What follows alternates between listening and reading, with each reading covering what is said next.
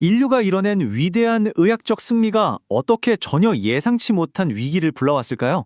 오늘 그 흥미로운 이야기 속으로 들어가 봅니다. 남아프리카 공화국이 HIV와의 전쟁에서 거둔 기적 같은 승리.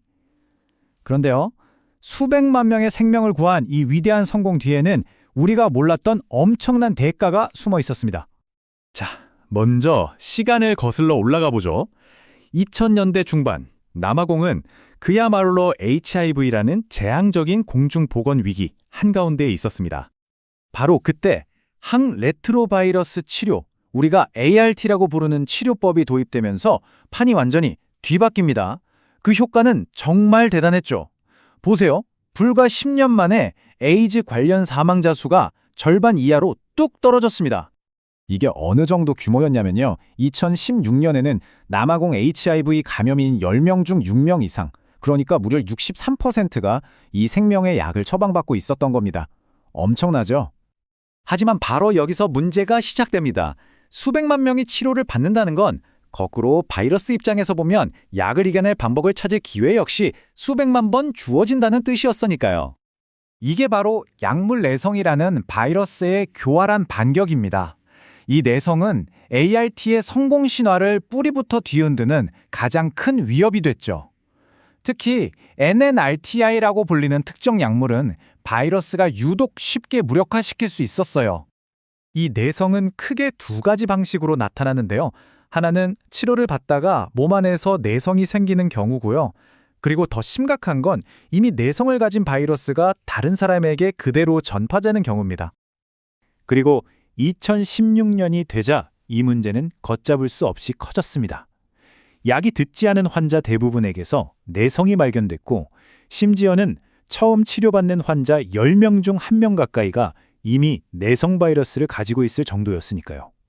아니, 이렇게 10년이라는 긴 시간, 수백만 명에 걸친 복잡한 문제를 연구자들은 대체 어떻게 분석할 수 있었을까요? 해답은 바로 디지털 실험실에 있었습니다. 바로 마리사라고 불리는 아주 정교한 컴퓨터 시뮬레이션 모델 덕분이었죠. 이 모델은 남아공의 실제 데이터를 바탕으로 지난 10년의 상황을 그대로 재현해냈습니다. 심지어 만약 그때 다른 선택을 했다면 어땠을까 하는 가상의 미래까지 보여주는 말 그대로 디지털 타임머신이었던 셈이죠. 자, 여기서부터가 진짜 흥미로워집니다. 이 모델 덕분에 과학자들은 마치 신처럼 과거로 돌아가 다른 정책을 폈을 때 어떤 결과가 나왔을지, 이런 엄청난 질문을 던질 수 있게 된 겁니다. 예를 들어 이런 가정을 해보는 거죠. 좋아. 만약에 치료 보급 속도를 지금보다 2배로 확 늘렸다면 결과가 더 좋았을까? 모델이 내놓은 답은 공중보건의 아주 고전적인 딜레마를 보여줬습니다. 단기적으로는 분명 더 많은 생명을 구할 수 있었을 겁니다. 하지만 그 대가로 약물 내성이 훨씬 더 빠르게 퍼져서 장기적으로는 더 큰 위기를 맞았을 거라는 거죠. 참 어려운 문제죠. 좋아요. 그럼 다른 전략은 어떨까요? 처음 처방한 약이 잘 안 듣는 환자들을 더 빨리 발견해서 신속하게 다른 약으로 바꿔주는 데 집중하는 겁니다. 와, 이 시나리오에 대한 결과는 아주 명확했습니다. 완벽한 윈윈이었죠. 환자 개인의 생명도 구하고 사회 전체에 내성 바이러스가 퍼지는 것도 막을 수 있었으니까요. 그야말로 두 마리 토끼를 다 잡는 최고의 전략이었던 셈입니다. 자, 이제 이 연구가 우리에게 던지는 가장 강력하면서도 어쩌면 조금은 냉정한 결론을 마주할 시간입니다. 모델이 정확히 지목한 내성 확산의 주범은 바로 두 가지였습니다. 첫째는 역설적이게도 너무나 성공적이었던 대규모 약물 보급 그 자체. 그리고 둘째는 치료에 실패한 환자들을 다음 단계의 약으로 제때 바꿔주지 못했다는 점입니다. 하지만 진짜 핵심은 이겁니다. 물론 관리를 더 잘했다면 상황이 조금은 나았겠죠. 하지만 연구진은 이렇게 결론 내립니다.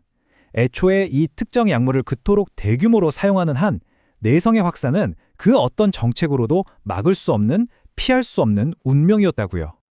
결국 남아공의 사례는 우리에게 의학과 바이러스의 진화가 벌이는 끝없는 체스 게임을 보여주고 있습니다. 수백만 명을 살린 위대한 성공이 동시에 미래의 위협을 키우는 씨앗이 될 수 있다는 이 딜레마.